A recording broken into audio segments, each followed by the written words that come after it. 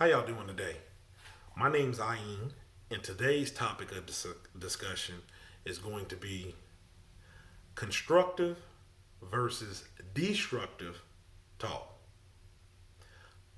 Constructive versus destructive talk.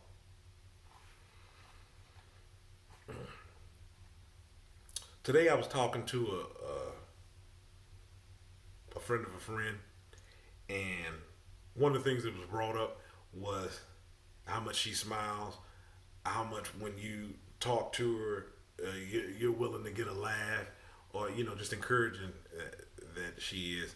And I took the opportunity to talk about one of my videos when I was discussing people that make comments that lead nowhere, and how when you have conversations with people, topics don't always have to be so hot and heavy and be so serious, or especially when they lead to destructive talk, where people get in their feelings and they're tearing one another down.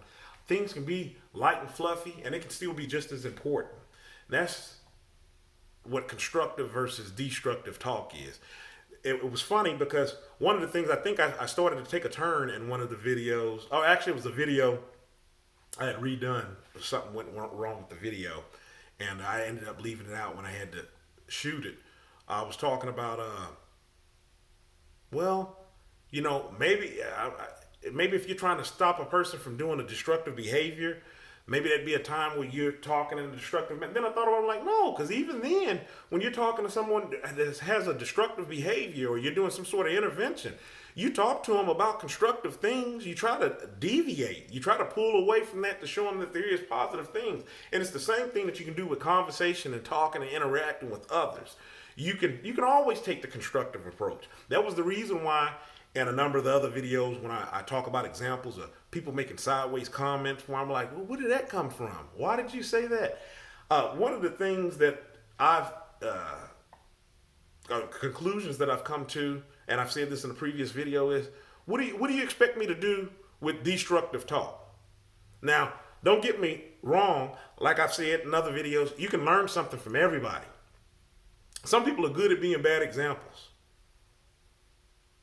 It's just the way it is. You can look at them, you can see everything that you're not supposed to do. So you can get experience from somebody with everything. But realistically speaking, if you were to put on their shoes when they're saying these off-kilter comments and making these destructive statements, what do you hope to accomplish? How could I take this information that you're giving me, this destructive talk that you're giving me, and how could I process this? Think about it. That's the reason why I say that this mouth is a very important tool for what you choose to do. We have words to put forth vivid descriptions of how we feel. Why not take the time to choose our words correctly? That's the reason why I started out the phrase in my book with that phrase that I just said. Ayin Kilimanjaro's The Arithmetic of Family Communication. Link is in the description box. You can get it on Amazon, paperback or ebook. That's the reason why I started the book out with that statement. We have words to put forth vivid descriptions of how we feel. Why not take time to choose your words wisely? People all too often, they just want to talk from emotion. And when they talk from emotion, you're just going to get whatever comes out, whether it's, unfiltered or whatnot. And what I have to say to that, my retort to that is, what do you expect me to do with that? Like one of the other videos that I mentioned, a gentleman talking down on marriage for somebody who's getting ready to get married. And it's just like, what do you expect the person to do with that information? Okay, let me go ahead and go home and tell my missus, hey, it's over. It's off. This dude, he was telling me it ain't even worth getting married. So it's not going to work out for us. It's off. What do you expect a person to do with that information?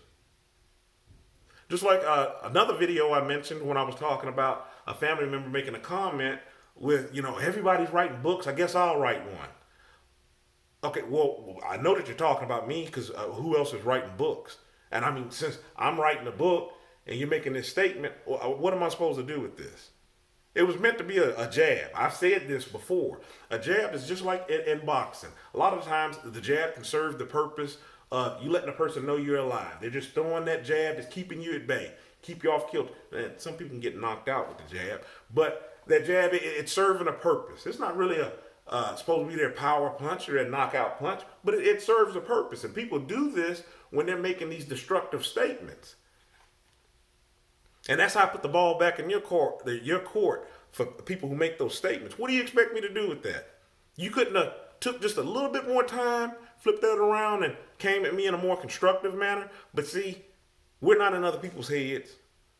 We can't weigh out what position they're coming from when they're coming from a position of envy or hate or jealousy. We don't know. And furthermore, I'm not going to waste time on trying to figure out where you're coming from. So, with that being said, constructive versus destructive, which one are you? When you're talking to people and you're out and about, what are you trying to do? Are you trying to prove a point, beat them over the head with something because you're trying to get them to see what you're saying? You're trying to convert them over to your opinion or whatever it is you're trying to address. What is your purpose? Hey, something to think about. Until next time, I encourage you to stay encouraged, avoid being discouraged. That's the purpose of these videos. That was the purpose of the book that I've written. Stay encouraged. Don't let people discourage you. Until next time, my name's Ayin, and you have a good one.